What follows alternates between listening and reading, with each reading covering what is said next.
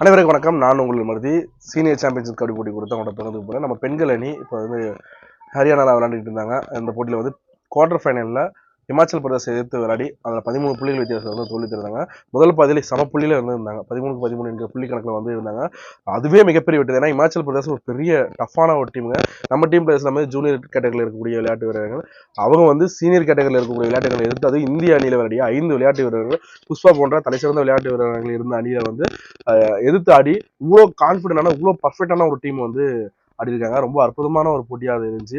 தோத்துட்டாங்க அப்படின்னு சொல்லிட்டு நம்ம வந்து கடந்து போக முடியுது. இந்த தோல்வி வந்து எதிரணிக்கு ஒரு பயத்தை காட்டியிருக்காங்கன்னு தான் சொல்லணும். அற்புதமான ஒரு போட்டியை வந்து ஆடி இருக்காங்க. ஒவ்வொரு போட்டியும் ரொம்ப சூப்பராக இருந்துச்சு. நம்ம லீக் சூட்டில் கூட முதல் இடத்தப்பட்டிருந்தோம். ப்ரீ குவார்டர் ஃபைனலில் பாண்டிச்சேரி எடுத்து விளாடணும். ரொம்ப கிரிட்டிக்கலான டைம்லாம் நம்ம டீம் வந்து நல்லா யோசிச்சு பிளான் பண்ணி எந்த நேரத்தில் என்ன பண்ணுங்கிறத வந்து பயிற்சியில் வந்து மிக கவனமாக ஆடி கையாண்டிருக்காருன்னு சொல்லலாம். பயிற்சியாளருக்கு அந்த நேரத்தில் வாழ்த்து கொடுத்துருச்சுங்க.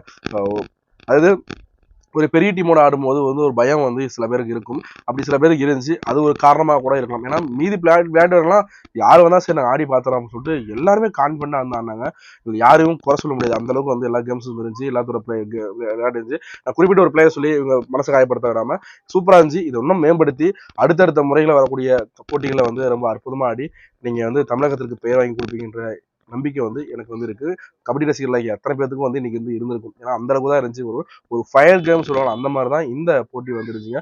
13 புள்ளிகள் வித்தியாசத்தில் இமாச்சல் பிரதேச அணி வந்து தோத்துருங்க. ஆனால் முதல் பாதியில் சமப்புள்ளியில் தான் இருந்தாங்க. நான் முன்னாடி சொன்ன மாதிரி முதல் பாதியில் சமப்புள்ளியில் இருந்தாங்க. அந்த எதிரணிக்கு ஒரு பயத்தை காட்டிட்டாங்கன்னு தான் சொல்லணும். போராடி தோற்றுப்பால் வெற்றி பெற்றவங்க நம்மளை வந்து மறக்க மாட்டான்னு சொல்லுவாங்க. அந்த மாதிரி ஒரு சம்பவத்தை வந்து இன்னைக்கு தமிழக விளையாட்டு வீரர்கள் செஞ்சாங்க. இந்த போட்டியில் சிறப்பாடி அத்தனை விளையாட்டு வீரர்களுக்கும் என்னோட வாழ்த்துக்கள் வந்துருச்சுன்னா அடுத்த போட்டியில் வந்து இப்போ குவார்டர் ஃபைனல் வரைக்கும் போயிட்டோம். மொத்தம் 8 அணிகள் தான் வந்து ஃபெடரேஷன் மேட்ச்க்கு வந்து போவாங்க. நேஷனல்ஸ் மீட்டுக்கு அடுத்த ஆண்டு நடக்கக்கூடிய ஃபெடரேஷன் போட்டிக்கும் நம்ம தமிழக அணி வந்து தேர்வு பெற்றிருக்காங்க அப்படின்ற தேர்வு பெற்றிருப்பாங்க. அது என்ன அறிவு வரல. நான் தேர்வு பெறதுக்கான வாய்ப்புகள் வந்து இருக்கும். ஏன்னா ஃபெடரேஷன் கோப்பைக்கு அசோசியேஷன் நடத்தக்கூடிய போட்டியில் 8 அணிகள் குவார்டர் ஃபைனல் வரைக்கும் வர 8 அணிகள் தான் வந்து ஃபெடரேஷன் கோப்பைக்கு வந்து போவாங்க. இப்போ நம்ம சமீபத்தில் நடந்த முடிஞ்ச நேஷனல்ஸ் நம்ம பார்த்துருக்கோம். இப்போ தமிழக அணி வந்து ஃபெடரேஷன் கோப்பைக்கும் தேர்வு பெற்றிருக்காங்க அப்படின்ற ஒரு தகவல் நான் சொல்லலை. இருக்கலாம். அது எப்படினாலும் சூழ்நிலை மாறலாம். ஆனால் வாய்ப்பு இருக்கும் அப்படின்னு சொல்கிறேன். நன்றி வணக்கம். நான் உங்களை வந்து பயிற்சியாளருக்கும் என்னோட வாழ்த்துக்களமாக செயல்பட்டுருக்காரு. சூப்பராக செயல்பட்டுருக்காரு. எங்கே என்ன பண்ணணுங்கிறத அழகாக பயன்படுத்திருக்காரு. அது மட்டும் இல்லாமல் நம்ம பேசிக்கிறதாகட்டும், கொண்டாடுறதாகட்டும், தன்னோட விளையாட்டு வீரர்களுக்கு ஒரு அடிப்பட்ட இதுன்றதாகட்டும், தட்டி கொடுக்குறதாகட்டும், நம்ம சத்யா சுஜி 2 பேரும் வந்து பண்ணுறதுலாம் வந்து பார்க்கும்போது ரொம்ப அற்புதமாச்சு. இதே ஒற்றுமை எப்போதும் வந்து இருக்கணும். கபடியில் வந்து வெற்றி தோல்வி சகஜம்.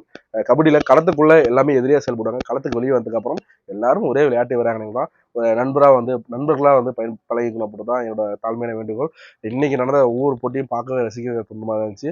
கபடி ரசிகர்களுக்கு விருந்தாக இருக்கும். நேஷனல்ஸ் மீட் நடந்துட்டு தான் இருக்கு. இந்த வீடியோ போட்டுருக்கேன். அது அடுத்து யார் வெற்றி பெற்றிருக்காங்க, என்னென்ன பொசிஷன் வந்திருக்காங்க அப்படின்றத நான் அடுத்த செய்தியில கூட பகிர்ந்துக்கு தயாராக இருக்கேன். நன்றி வணக்கம். நான் உங்களை வந்து சந்தன காற்று ஜன்னலை வீசட்டும், சரித்திர நாளை உங்களே பேசட்டும். கடமை அவசியம். தொடர்ந்து நம்ம சேனலை ஃபாலோ பண்ணிங்க. கபடி குறித்த தகவல் வந்து பகிர்ந்துட்டு இருப்போம்.